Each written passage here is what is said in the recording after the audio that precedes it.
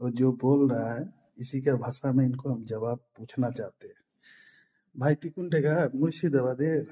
হ্যাঁ, তোর ফেসবুকে যে দেখাইছে রাহুল রয়, আর তুই যে কথাগুলা উঠেছিস মুর্শিদাবাদের, এগুলা কথা রাজনীতির গল্পগুলা করিস কেনে? 70% 30% গল্প করবি তো তোর ফের কি করবে?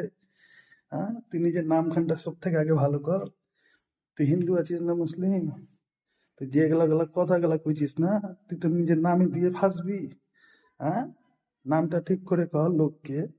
সব জায়গায় মুর্শিদাবাদের লোককে মারবি রে খেপা। হুম, এ হুমায়ুন কবির, তোমাকে শুদ্ধ বাংলাতে একটা কথা বলতে চাই। এই তুমি যে 70% আর 30% করছো, এই কথাটা বলা বন্ধ করো। তোমার জন্য কিনা বাইরে অনেক বাঙালির অসুবিধা হচ্ছে। ফুটপাতে ছাটিয়ে মেরেও ফেলে দিলে, দুজন হসপিটালে ভর্তি আছে। কালকে এখানে একটা ড্রাইভারকে মারছিল বোম্বাইয়ে। বাঙালি শুনলে আগে জিজ্ঞাসা করছো কোথাকার হুমায়ুন কবির কে ওহা কাহো না বলে উল্টা পাল্টা কথা শুনেতে লেগেছে, মানে কিছু বললেই মারবে এরকম। তো তুমি 70 আর 30% বলা বন্ধ করো। তুমি তো ফেব্রুয়ারি অব্দি ডেট ঠেলে দিলে মসজিদ তৈরি করার, ঠিক আছে?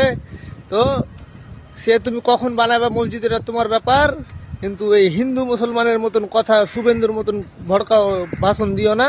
কি ওরা 30% আছে, আমি 70% আছি। অত যদি দম আছে তো যাও শিলিগুড়িতে যে একটা মসজিদ বানিয়ে দেখাও তো। যেখানে যেখানে 30% মুসলমান থাকছে ওর কি হাল হবে বুঝেছো?